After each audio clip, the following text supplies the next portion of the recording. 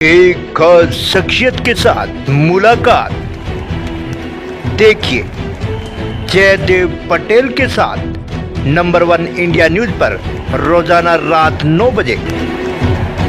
नमस्कार व्यूअर्स, मैं जयदेव पटेल और आप देख रहे हैं नंबर 1 इंडिया न्यूज। आपका एक बार फिर स्वागत है एक खास शख्सियत के साथ मुलाकात प्रोग्राम में।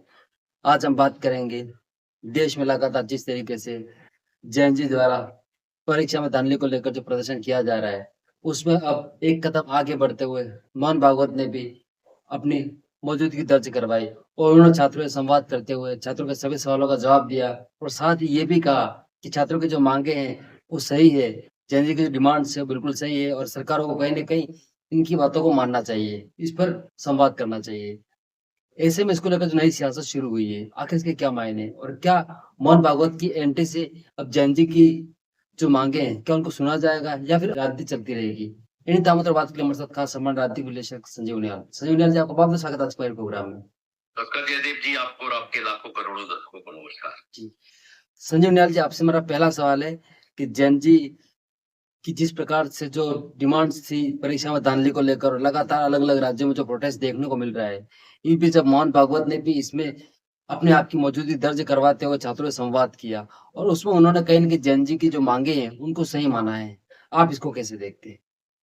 देखो जयदेव, राष्ट्रीय स्वयंसेवक संघ का इतिहास देखेंगे आप, उसकी पृष्ठभूमि में जाएंगे तो आप महसूस करेंगे कि कोई भी समाज की समस्या होती है, समाज का कोई भी वर्ग अगर परेशान होता है, समाज में कहीं भी उतार चढ़ाव आता है, कोई आपस में कोई समन्वय में दिक्कत आती है, किसी तरह की आपदा आती है, उन सब में राष्ट्रीय स्वयंसेवक संघ बढ़ चढ़कर पार्टिसिपेट करता है और उसको अपनी समस्या मानता है और उस समस्या को अपने ऊपर ओन लेके, उसका ओनस अपने ऊपर लेके उसमें पार्टिसिपेट करता है, उसके साथ साझा करता है। तो आज जब जैन जी इतने बड़े अपने आप से जुझारू हो रहा है, अपने आप से लड़ रहा है, समाज से लड़ने को तैयार हो गया है, सरकार के सामने आमना सामना हो जाता है और पूरा समाज का ताना बाना बिखर सा जाता है, तो मुझे लगता है कि राष्ट्रीय स्वयंसेवक संघ का बीच में आना स्वाभाविक ही था, कोई अजीब सा नहीं है। और अगर नहीं आते तो शायद अस्वाभाविक था, पर ये स्वाभाविक माना जाएगा। नहीं तो लोग मोस्टली इसको पॉलिटिकल ऑर्गेनाइजेशन कहते हैं, तो जब पॉलिटिक्स में कोई पार्टिसिपेशन नहीं, पर समाज के उतार चढ़ाव में संवेदनशीलता के साथ राष्ट्रीय स्वयंसेवक संघ हमेशा आगे आता है। जी। संजीव उनियाल जी, लेकिन जिस तरीके से अब आरएसएस प्रमुख मोहन भागवत का जेएनजी के समर्थन में आना, क्या आपको लगता है कि अब देश में छात्रों की जो माँगे हैं, जो मुद्दे हैं, उस पर बात होगी या फिर अभी भी सिर्फ और सिर्फ राजनीति होगी? उनके समर्थन में आना अगर आप पूरा देखेंगे जयदेव, मैंने पूरा 52 या 53-55 मिनट का जो भी इंटरव्यू था उसको देखा, सुना ध्यान से, उसमें उनके समर्थन में आना, सरकार को अपोज करना, ऐसा कुछ नहीं था। संवाद था, एक आपस में उन लोगों के साथ बातचीत करनी थी। और राष्ट्रीय स्वयंसेवक संघ को जब उन्होंने बुलाया तो शायद इसलिए नहीं बुलाया होगा कि भाई शायद आपस में कोई टकराव की स्थिति होगी, या ये किस खेमे में खड़े होंगे, सरकार के साथ खड़े होंगे या जैन जी के साथ खड़े होंगे। जैन जी भी हमारे ही बच्चे हैं। समाज में जब परिवार उद्बोधन एक बहुत बड़ा वर्टिकल है राष्ट्रीय स्वयंसेवक संघ का, परिवार प्रबोधन, तो उस प्रबोधन में परिवार जो है वो बैकबोन मानी जाती है और बच्चे उस परिवार के बैकबोन है। 15, 16, 17, 18 साल के जिसको जैन जी कहने लगे हैं, वो बैकबोन है हर एक परिवार की। तो परिवार के लिए चिंता करना आज विषय नहीं आ सकता प्लेटफॉर्म पे, जयदेव के प्लेटफॉर्म पे आकर मैं बोल रहा हूँ कि जैन जी के लिए, क्योंकि राष्ट्रीय स्वयंसेवक संघ के सरसंघ चालक जी ने बोला, ऐसा नहीं है।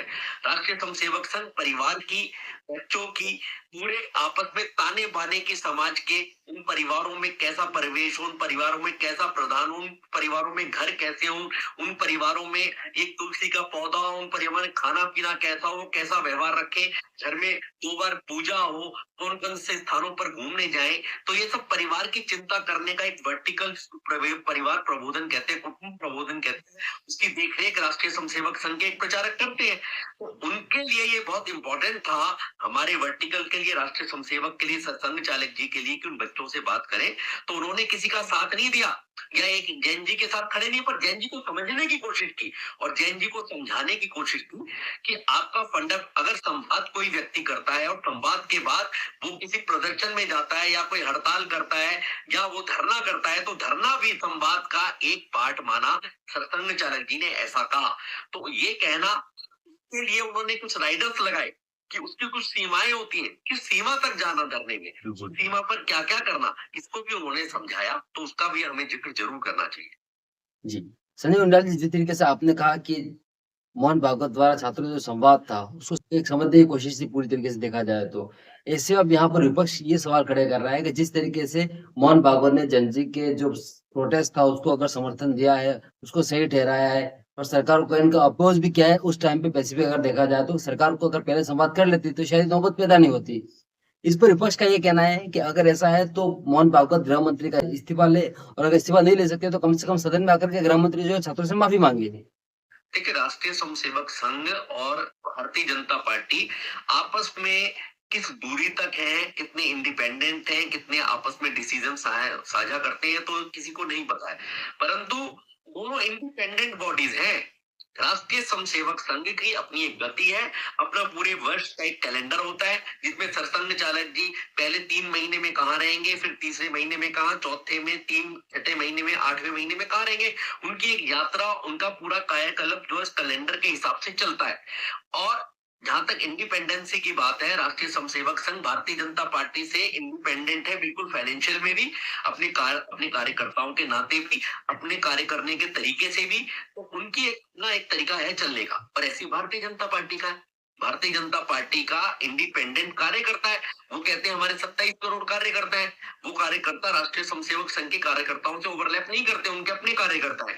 और जहां तक इंडिपेंडेंट होने की बात है, तो भारतीय जनता पार्टी भी सेल्फ सफिशिएंट है, कार्य को लेकर भी, अपने पैसे को लेकर भी, अपने हर तरह की इंडिपेंडेंसी की स्वावलंबी संस्था है, तो अपने फैसले खुद लेती है। इसमें सरसंघ चालक जी उनको कहेंगे ऐसा कि अब आपको जो है रिजाइन कर देना चाहिए, तो मुझे नहीं लगता कि ऐसा कुछ होने वाला है। ये तो एक जैन जी को और सामाजिक समस्या को ध्यान में रखकर। सनी उनियाल जी, आपसे मेरा एक आखिरी सवाल है कि जेनजी द्वारा जिस तरीके से लगातार जो प्रोटेस्ट किया जा रहा है, इस बीच अब कल राहुल गांधी का प्रयागराज में एक प्रोग्राम है जहां छात्रों की गूंज, जिसमें छात्रों से सीधा संवाद करेंगे राहुल गांधी। इसका आने वाले उत्तर प्रदेश चुनाव पर क्या प्रभाव होगा, ऐसा आपको लगता है? कोई प्रभाव नहीं होने वाला इससे। जब आपको जंतर मंतर पे जाना पसंद था, पर झारखंड में जब इतना जबरदस्त आंदोलन चल रहा है, शांति प्रिय आंदोलन चल रहा है, बच्चे अपना पक्ष रखने के लिए तैयार है, इशू बेस्ड आंदोलन चला रहे हैं, तो आपने वहां जाके कोई बात नहीं की, आपने उनके साथ खड़े होने की कोशिश नहीं की।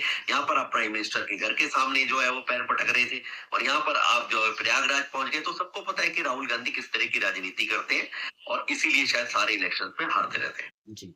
सनी उनियाल जी, आपने मेरे लिए समय निकाला, उसके लिए आपका बहुत-बहुत धन्यवाद। धन्यवाद।